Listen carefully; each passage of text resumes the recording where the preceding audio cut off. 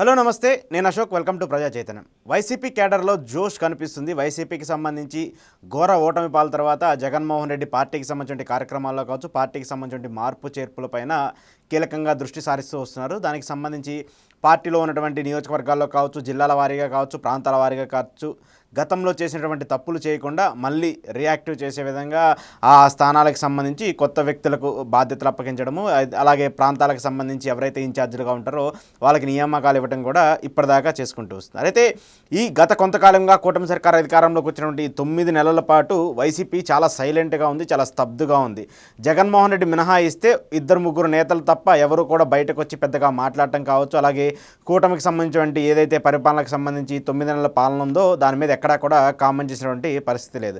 గతంలో జగన్మోహన్ రెడ్డి అధికారంలో ఉన్నటువంటి 5 సంవత్సరాల పాటు కూటమి మీద చాలా పెద్ద ఎత్తున మాట్లాడుతూ వచ్చినటువంటి నేతలు కావచ్చు, అలాగే వైసీపీలో ఫైర్ బ్రాండ్లుగా వైలెంట్గా ఉండేటువంటి లీడర్లందరూ కూడా ఇప్పటిదాకా సైలెంట్ అవుతూ వచ్చారు. కానీ ఏదైతే జగన్మోహన్ రెడ్డి నిన్న వల్లభనేని వంశీ పర్యటన, ఆయన జైల్లో పరామర్శించి వచ్చిన తర్వాత అక్కడ జరిగినటువంటి పరిణామాలు, ఆ తర్వాత ఆ పరిణామం అంతా కూడా అక్కడ వైసీపీకి సంబంధించి కీలక నేతలంతా ఏకమవడం, ఇవన్నీ చూస్తుంటే వైసీపీకి ఒక యాడ్ ఆన్, ఒక అడ్వాంటేజ్గా కనిపిస్తుంది కూటమి సర్కార్కి సంబంధించినటువంటి నేపథ్యం చూస్తూ ఉంటే. అయితే ఈ 9 నెలల్లోనే చాలామంది ప్రముఖ నేతలు అంటే కొడాలి నాని కావచ్చు, రోజా కావచ్చు, అలాగే అంబటి రాంబాబు, పేర్ని నాని, ఇలా చాలామంది నేతలందరూ కూడా అడపాదడప మినహాయిస్తే చాలామంది చాలా తక్కువగా మాట్లాడుతూ వస్తున్నారు.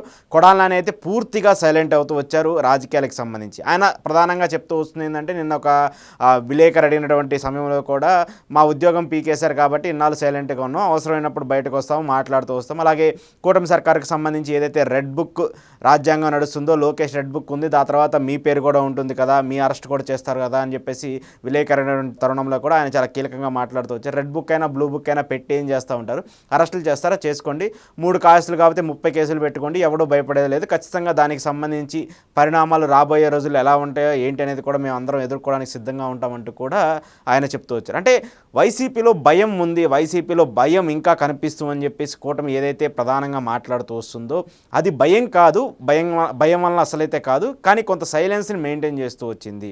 ఎప్పుడు పడితే అప్పుడు ఆవేశంగా మాట్లాడి గతంలో తప్పు చేశాము, అలాంటి తప్పు మళ్ళీ చేయకుండా అవసరమైనప్పుడు, అవసరం వచ్చినప్పుడు బయటకు వచ్చి నిలబడి గట్టిగా మాట్లాడే సౌండ్, ఒక వైబ్రేషన్ని, ఒక వేరియంట్ని ఇవ్వాలని చెప్పేసి వైసీపీ నిర్ణయించుకున్నట్టు తెలుస్తుంది. దానికి అనుగుణంగా నిన్న వల్లభనేని వంశీ అరెస్టుకి సంబంధించి అక్కడ జరిగినటువంటి పరిణామాలు కావచ్చు, ఆ తరుణంలో అక్కడికి వచ్చినటువంటి నేతలు, అంటే రాష్ట్ర స్థాయికి సంబంధించి వైసీపీలో ఉన్నటువంటి కీలక నేతలందరూ నిన్న మనకు ఆ ఫ్రేమ్లో కూడా కనిపించినట్టు కూడా మనకు అర్థమవుతుంది. కొడాలి నాని, పేర్ని నాని, అలాగే కృష్ణా జిల్లాకు సంబంధించిన కీలక నేతలు, అలాగే గుంటూరు జిల్లాకు సంబంధించిన కీలక నేతలు, చాలామంది పెద్దలందరూ కూడా ఆ పార్టీకి సంబంధించిన కీలకంగా ఉన్నటువంటి వ్యక్తులందరూ కూడా నిన్న దానికి సంబంధించి కనపడుతున్నారు. అయితే కొడాలి నాని మాత్రం నిన్న ఆ ఇన్సిడెంట్కి సంబంధించి చాలా హైలైట్గా మాట్లాడుతూ వచ్చారు.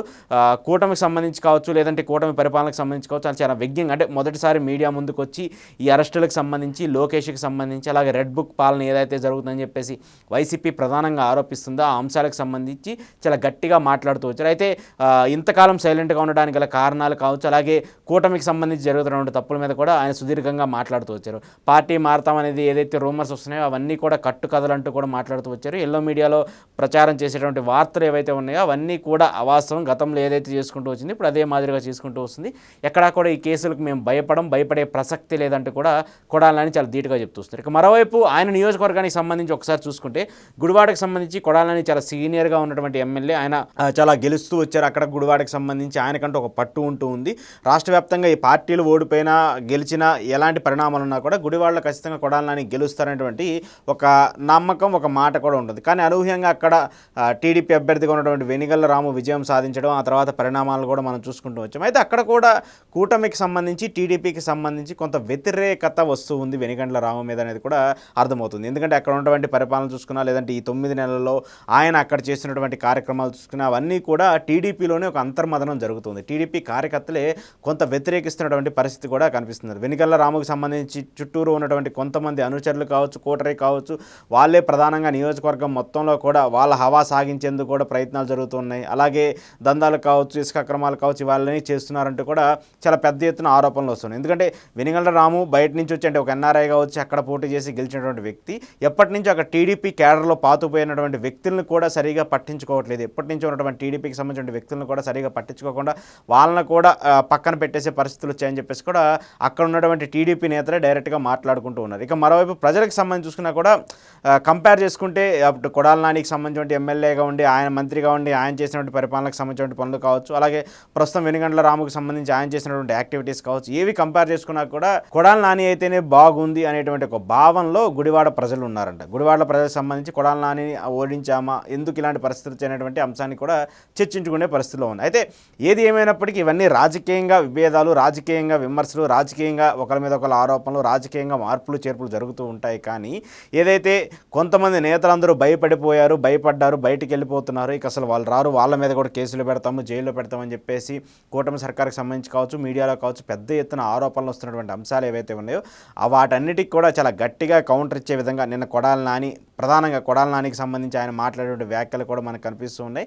పార్టీలకు సంబంధించిన మార్పులపైన అయితే ఆయన చాలా కుండ బద్దలు కొట్టారు. చచ్చేంత వరకు, పార్టీలో ఉన్నంత వరకు, రాజకీయాల్లో ఉన్నంత వరకు జగన్మోహన్ రెడ్డితోనే ఉంటాను, వైసీపీ పార్టీతోనే ఉంటానంటూ కూడా కొడాల నాని చాలా క్లియర్ కట్గా చెప్తూ వచ్చారు. మరోవైపు లోకేష్కి సంబంధించిన కేసులపైన కూడా ఆయన చాలా గలమెత్తు వచ్చారు. ఈ రెడ్ బుక్ సంబంధించిన అంశాన్ని కూడా తొందరలోనే మేమంటే ఏంటో చూపిస్తాము, రాజకీయ పరంగా ఎలాంటి నిర్ణయాలు తీసుకోవాలి, అలాగే కూటమికి సంబంధించిన మార్పులు ఎలా చేయాలనేది కూడా మాకు బాగా తెలుసు అంటూ కూడా కొడాల నాని మాట్లాడుతూ వచ్చారు. ఎట్టకేలకు కొడాల నాని సైలెన్స్ని బ్రేక్ చేస్తూ ఆయన బయటకు వచ్చినటువంటి మాట్లాడినటువంటి మాటలన్నీ చూసుకున్నా కూడా వైసీపీ క్యాడర్కి, అలాగే ముఖ్యంగా గుడివాడకి సంబంధించిన నియోజకవర్గానికి సంబంధించిన ప్రజలకు కూడా కొంత యాక్టివిటీని తీసుకొచ్చింది. దాంతోపాటు రాష్ట్ర వ్యాప్తంగా కూడా కొడాల నానికి ఒక ప్రత్యేక అభిమానులు ఉంటారు. ప్రత్యేకంగా ఆయన మాటలకు సంబంధించుకోవచ్చు, ఆయన వేసేటువంటి డైలాగులకు సంబంధించుకోవచ్చు, ఆయన మాట్లాడేటువంటి తీరుకు సంబంధించుకోవచ్చు కొంతమంది అభిమానులు ఉంటారు.